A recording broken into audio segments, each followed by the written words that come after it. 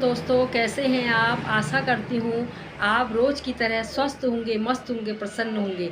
तो नए दिन की नई शुरुआत हो गई है और आज बहुत ही पवित्र दिन है। आज बहुत ही जो है बहुत अच्छा दिन है। आज कैसा अच्छा दिन है बताती हूँ। छठ पूजा आज से शुरू हो गई है।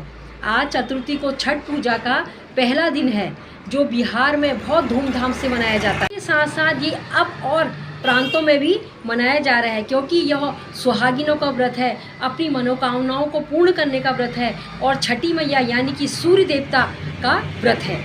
तो आज के दिन जो है नहाए खाए में क्या होता है मैं आपको इसके बारे में बताती हूँ। नहाए खाए में जो है सबसे पहले उठ करके अपने घर का चूल्हा चौका घर की साफ़ सफाई करी जाती है। फिर व्रती जो महिलाएं होती हैं जो व्रत करती हैं वो जो है नहाती हैं, सिर सहित नहाया जाता है। नहाने के बाद जो है व्रत उनका शुरू हो जाता है। जो है शाम को भोजन के रूप में क्या लिया जाता है वो मैं आपको बताती हूँ। भोजन के रूप में चने की दाल और लौकी मिक्स करके बनाई जाती है। उसके बाद साटी के चावल के संग बना के इसको खाया जाता है। फिर दूसरे दिन यानी कि पंचमी के दिन जो है खरना होता है, उसको बोलते हैं खरना। खरने वही नहाया धोया और सूर्य भगवान को सवेरे अर्घ्य दिया और संकल्प लिया जाता है व्रत का। जो भी जिसकी मनोकामना होती है कि मैं ये व्रत कर रही हूँ और हे छठी मैया मेरी इस मनोकामना को आप पूर्ण करना, और जिसकी मनोकामना पूर्ण हो जाती है तब भी वो इस व्रत को करते हैं। तो सूर्य को अर्घ्य देते समय जो है संकल्प लिया जाता है। उसके बाद जो है फिर वही शाम के समय इनके वहाँ भोजन के रूप में जो है क्या खाया जाता है मैं आपको बताती हूँ। गुड़ की खीर खरना में खाई जाती है, गुड़ की खीर शाम के समय।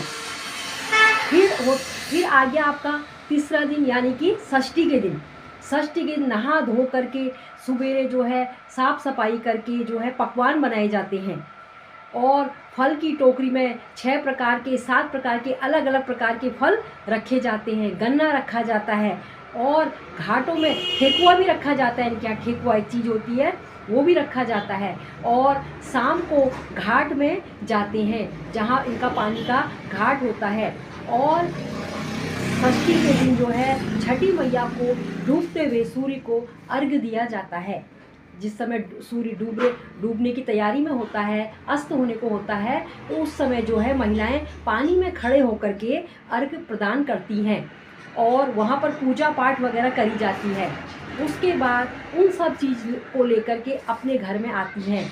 फिर घर में आकर के जो है एक बेदी बनाई जाती है, वहाँ पे गन्ना वगैरह और भी बहुत प्रकार की चीज़ें खील बतासे वगैरह रखे जाते हैं और नाना प्रकार के फल वगैरह रखे जाते हैं। उस मंडप को सजाया जाता है।